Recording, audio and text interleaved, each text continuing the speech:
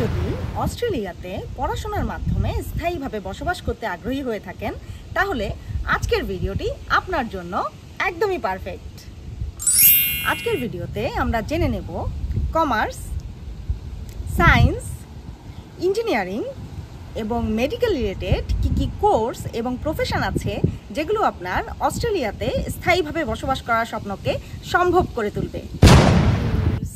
সবাই কেমন আছেন? আশা করছি সবাই ভালো আছেন, সুস্থ আছেন এবং গত একটা সপ্তাহ সবার খুব আনন্দে কেটেছে। তো স্বাগতম সবাইকে আমার আজকের ভিডিওতে। গত ভিডিওতে আমি আপনাদের সাথে শেয়ার করেছিলাম কোন কোন সাবজেক্টগুলোতে স্টাডি করলে ভবিষ্যতে অস্ট্রেলিয়াতে পিআর পাওয়া সহজ হবে।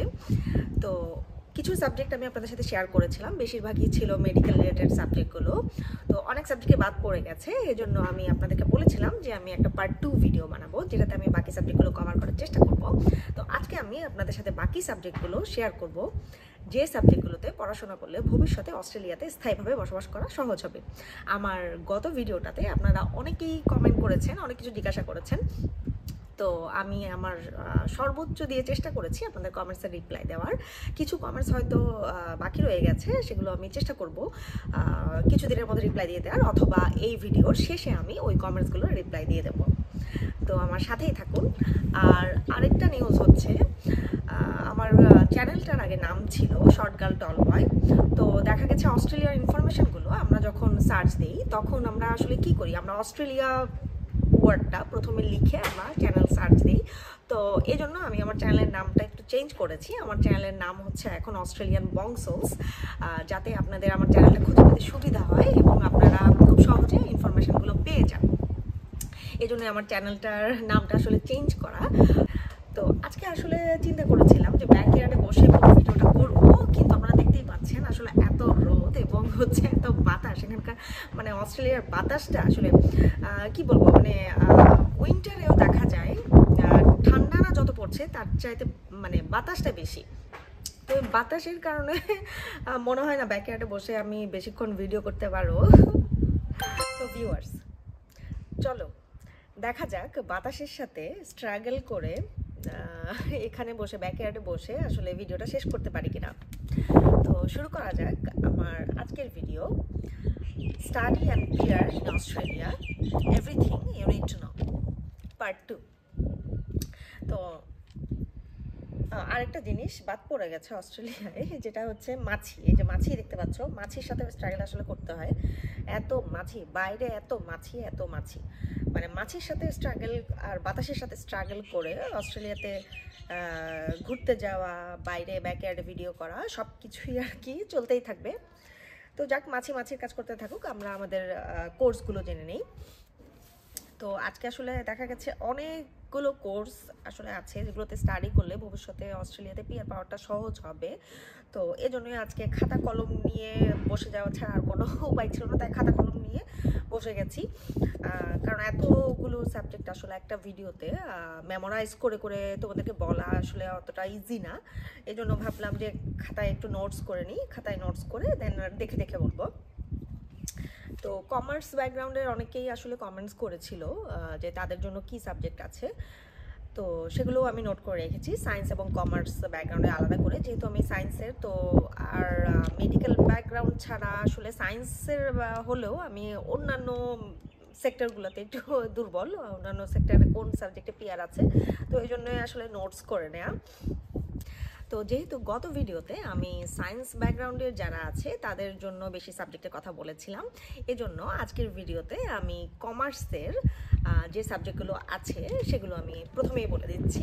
আসলে কমার্স ব্যাকগ্রাউন্ডে যারা স্টাডি করেছে তাদের খুব একটা বেশি সাবজেক্ট নেই, আর হচ্ছে ওদের খুব লিমিটেড কিছু প্রফেশন আছে, 4-5টা প্রফেশন আছে যেগুলোতে খুব কম স্কোরে পিআর হয়েছে রিসেন্টলি। তো ওই প্রফেশনগুলোর নাম আমি তোমাদেরকে বলে দেব, এবং ওই প্রফেশনগুলোতে যেতে হলে কোন সাবজেক্টে স্টাডি করতে হবে ওই সাবজেক্টটার নাম তোমরা হয় ইউনিভার্সিটির ওয়েবসাইটে সার্চ দিয়ে বের করে নেবে, বা তোমাদের যে এডুকেশনাল এজেন্ট আছে যার মাধ্যমে তোমরা অস্ট্রেলিয়াতে অ্যাপ্লাই করছো তার কাছ থেকে তোমরা খুব সহজেই জেনে নিতে পারবে। তো প্রফেশনগুলোর মধ্যে প্রথমেই আছে অ্যাকাউন্টেন্ট, সেকেন্ডে আছে অডিটর, থার্ড হচ্ছে ম্যানেজার এবং ফোর্থ হচ্ছে ট্যাক্স অ্যাকাউন্টেন্ট। তো দেখা গেছে অ্যাকাউন্টেন্ট প্রফেশনে যেতে হলে ডেফিনেটলি নিশ্চয়ই মাস্টার অফ অ্যাকাউন্টিং শেষ করতে হবে, আর ম্যানেজার পোস্টে যেতে হলে ডেফিনেটলি হয়তো মাস্টার অফ ম্যানেজমেন্ট টাইপের কিছু একটা পড়তে হবে। যেহেতু আমি কমার্স ব্যাকগ্রাউন্ডের না, আমি সায়েন্স ব্যাকগ্রাউন্ডের, তো কমার্স ব্যাকগ্রাউন্ডের আসলে সাবজেক্টগুলোর নাম আমি খুব কম জানি, এই জন্য আমি খুব সরি। বাট আমি যে 4টা প্রফেশনের নাম বললাম, এই 4টা প্রফেশনে কমার্স ব্যাকগ্রাউন্ডের যারা, তাদের হচ্ছে খুব কম স্কোরে পিআর হয়েছে।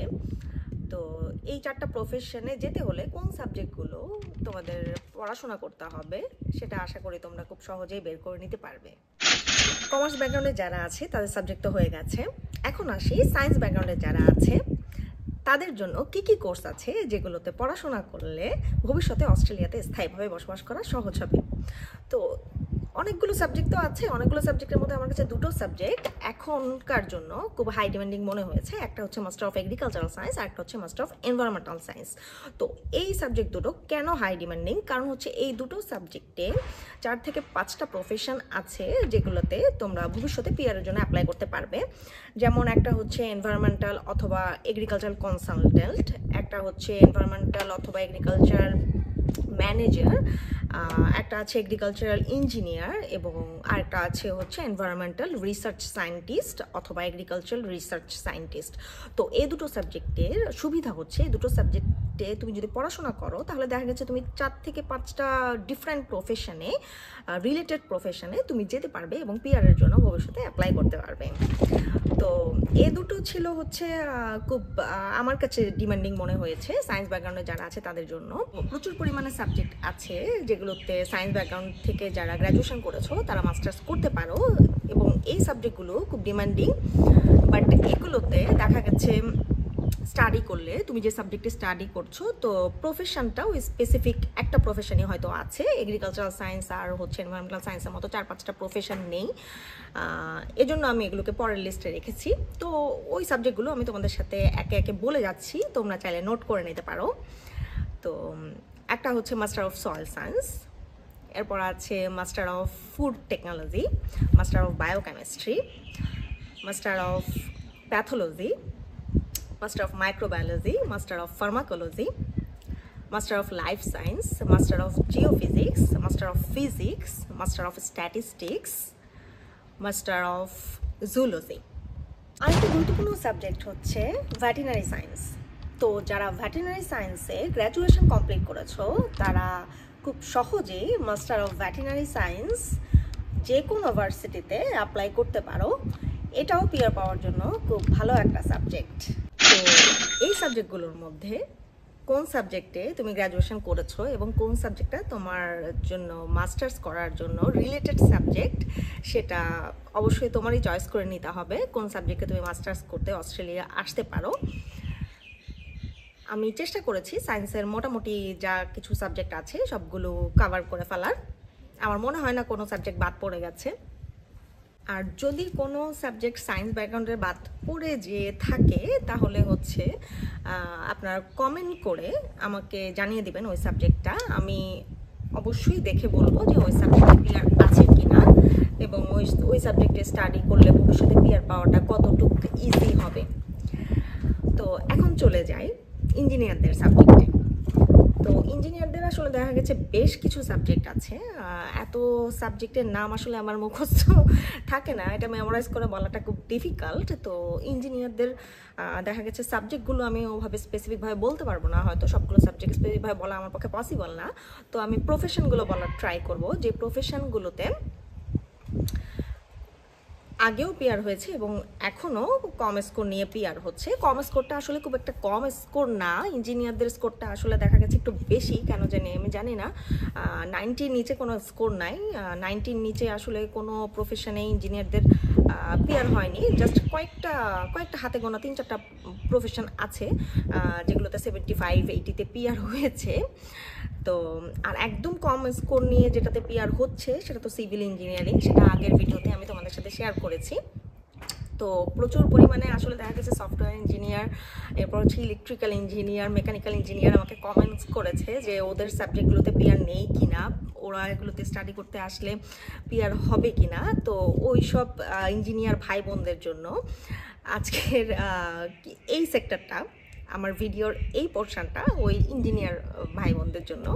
ভিডিওর এই পোর্শনটা আমার একটু দেখে বলতে হবে, কারণ এতগুলো প্রফেশন আমার পক্ষে মেমোরাইজ করে তোমাদের সাথে শেয়ার করা পসিবল না, যেহেতু আমার জন্য এই প্রফেশনের নামগুলো ফ্যামিলিয়ার না।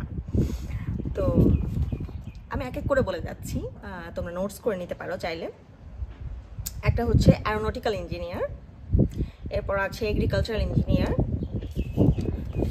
তারপর আছে কেমিক্যাল ইঞ্জিনিয়ার, আর্কিটেক্ট। যেমন আর্কিটেক্টে পিআর হয়েছে হচ্ছে 75-এ। তো যেগুলোতে কম স্কোর নিয়ে পিআর হয়েছে সেগুলো আমি তোমাদেরকে বলে দেব। এরপর আছে কনস্ট্রাকশনও 75-এ পিআর হয়েছে।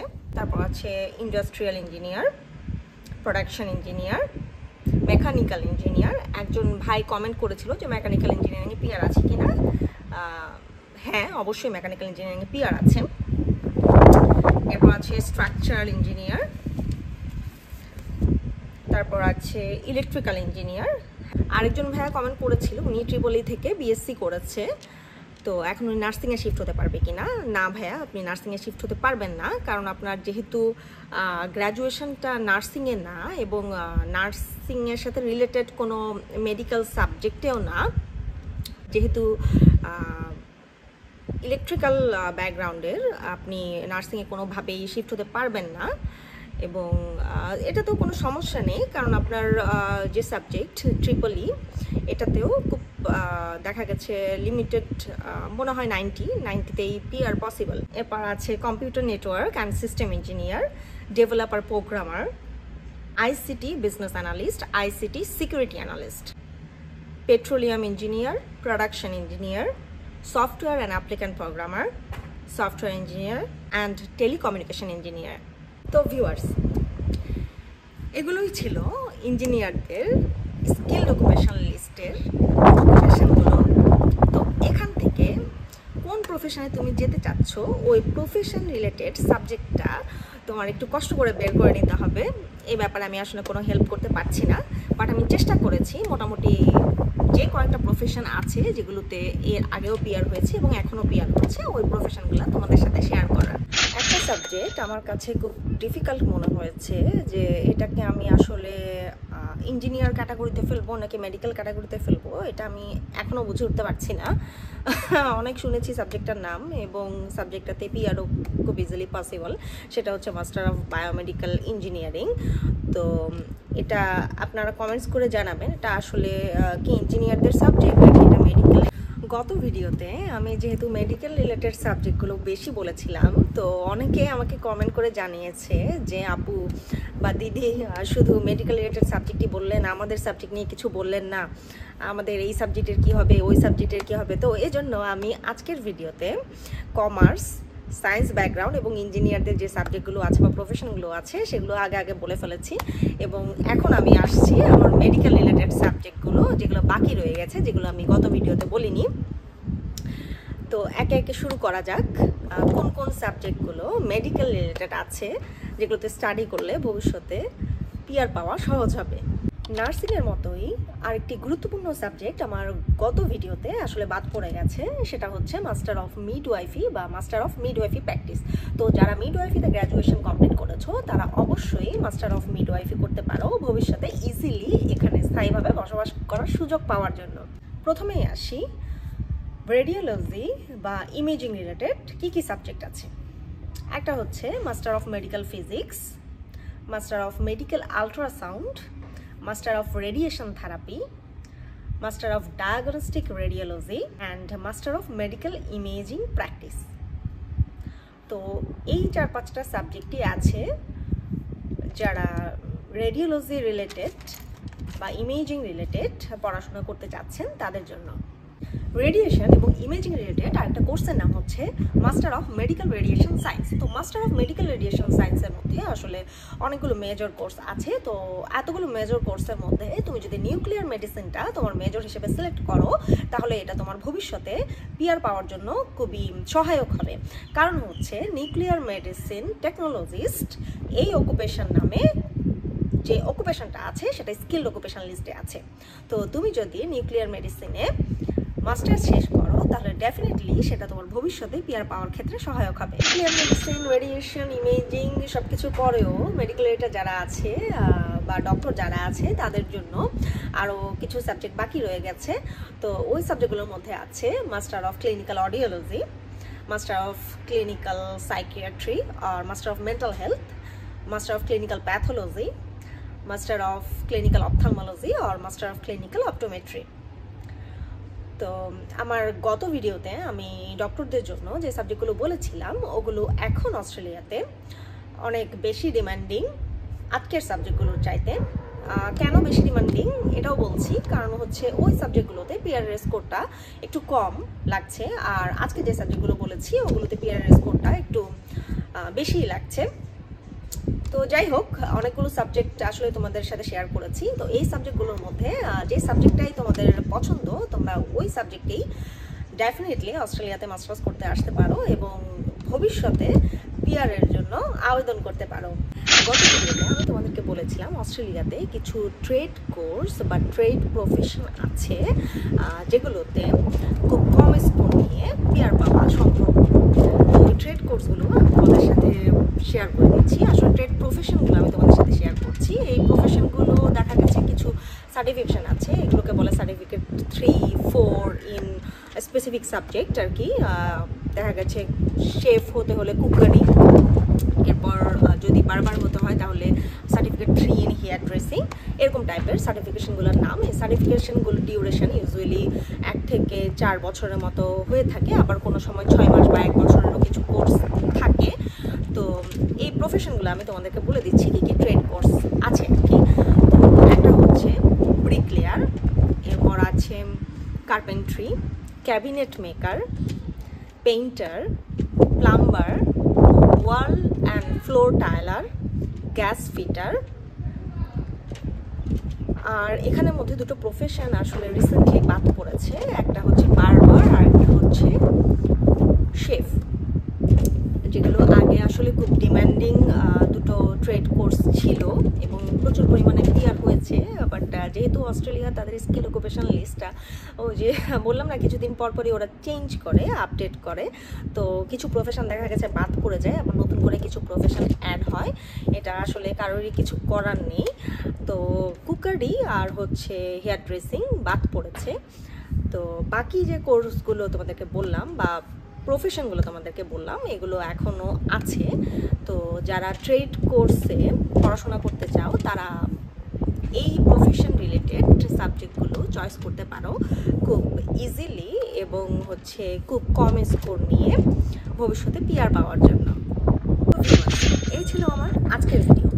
আজকের ভিডিওতে আমি চেষ্টা করেছি যে কোর্সগুলো বাদ পড়েছিল পার্ট 1 ভিডিওতে সেই সবগুলো কোর্স একসাথে এই ভিডিওতে বলে ফেলার, এবং যে ক্ষেত্রে আমি কোর্সের নাম বলতে পারিনি সেক্ষেত্রে আমি চেষ্টা করেছি প্রফেশনের নামগুলো বলে দেওয়ার, যাতে তোমরা ওই প্রফেশন রিলেটেড সাবজেক্টগুলো খুঁজে বের করতে পারো। আমার মনে হয় না কোনো সাবজেক্ট বা কোনো প্রফেশন বাদ পড়েছে, তাও যদি বাদ পড়ে গিয়ে থাকে তাহলে আমার কমেন্ট সেকশন তো খোলা রইলই। আমার কমেন্ট সেকশনে তোমরা নির্দ্বিধায় কমেন্ট করে আমাকে জিজ্ঞাসা করতে পারো। আমি আমার সাধ্যমতো চেষ্টা করব তোমাদের কমেন্টসের রিপ্লাই দেওয়ার, এবং আমার ভিডিওটি তোমাদের যদি ইনফরমেটিভ মনে হয়ে থাকে তাহলে আমার ভিডিওটা শেয়ার করতে এবং চ্যানেলটা সাবস্ক্রাইব করতে ভুলবে না। আমার আগের ভিডিওতে অনেকেই কমেন্ট করেছে সিজিপিএ কেমন লাগবে, বা আরও অনেকেই কমেন্ট করেছে যে পার্টনার ভিসাতে কিভাবে আসা যায় এবং বাবা মাকে কিভাবে আনা যায়। এগুলো তো আসলে দেখা গেছে সেপারেট কিছু ভিডিও, তো এগুলো নিয়েও আমি কাজ করব এবং আশা করছি আপনাদের এই কমেন্টসগুলোর আনসার আমি ভিডিওর মাধ্যমে আপনাদের কাছে শেয়ার করে দিতে পারবো। দেখা হবে পরের সপ্তাহে নতুন কোনো ভিডিও নিয়ে। ততদিন পর্যন্ত সবাই ভালো থেকো, সুস্থ থেকো, and thank you for happy watching. নমস্কার।